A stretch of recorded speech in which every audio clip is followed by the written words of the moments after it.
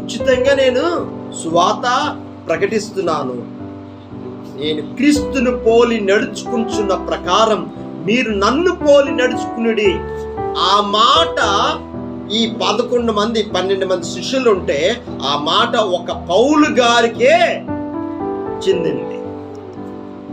అంటే ఒకప్పుడు యేసు ప్రభు వ్యతిరేక వ్యక్తి, ఆ వ్యక్తి ఇప్పుడు ఆ సౌలుని పౌలుగా దేవుడు దర్శించి మాట్లాడి సరిచేసి ఆయన ఒక ప్రత్యేకమైన పాత్రగా ఎన్నుకొని అపోస్తులుగా దేవుడు పిలవబడి, దేవుడు ఆయన ద్వారా సంఘము ఎలాగ కట్టాలో, ఎలాగ నడిపించాలో, ఎలాగ బుద్ధి చెప్పాలో సంఘానికి పత్రికలు రాయించాడు దేవుడు.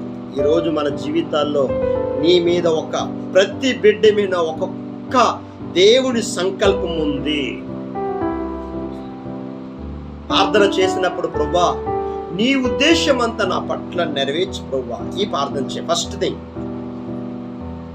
ప్రభువా నాకు ఇల్లు కావాలయ్యా, ప్రభువా ఇది కావాలి తండ్రి. ఇస్తాడు దేవుడు, ఇల్లు ఇస్తాడు, కాదన్నట్లే. నీకు ఏది కావాలో అన్ని ఇస్తాడు దేవుడు. కానీ మనం అడిగే వాటిని ఎలాగ చేయాల?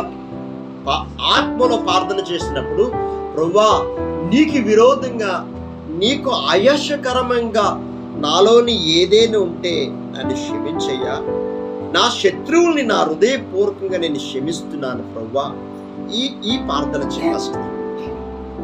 ఇవి చేయకుండా ప్రభువా ఈ జాబ్ కావాలి తండ్రి, ఇది కావాలి, అది కావాలి నువ్వు అడగద్దు. మొదటిగా ఏ ప్రార్థన చేయాలా?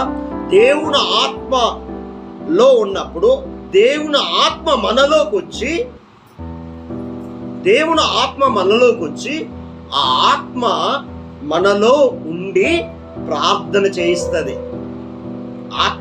ఆత్మలో ప్రార్థన చేస్తే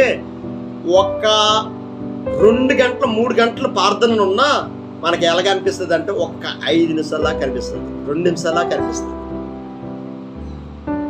ఆ ఆత్మ లేకుండా నువ్వు ప్రార్థన చేసావనుకో, దేవుని ఆత్మ లేకుండా నువ్వు ప్రార్థన చేసావనుకో, 5 నిమిషాలు ప్రార్థన చేసినా 3 గంటలు 4 గంటలు ఉన్నట్టుగా కనిపిస్తుంది. అంటే నువ్వు ఏ ప్రార్థనలో ఉన్నావు? 5 నిమిషాల ప్రార్థనలో ఉన్నావా? ఆత్మలో ప్రార్థన చేస్తున్నావా? ఆత్మలో ప్రార్థన చేసినప్పుడు అది ఊరికే దేవుని ఆత్మ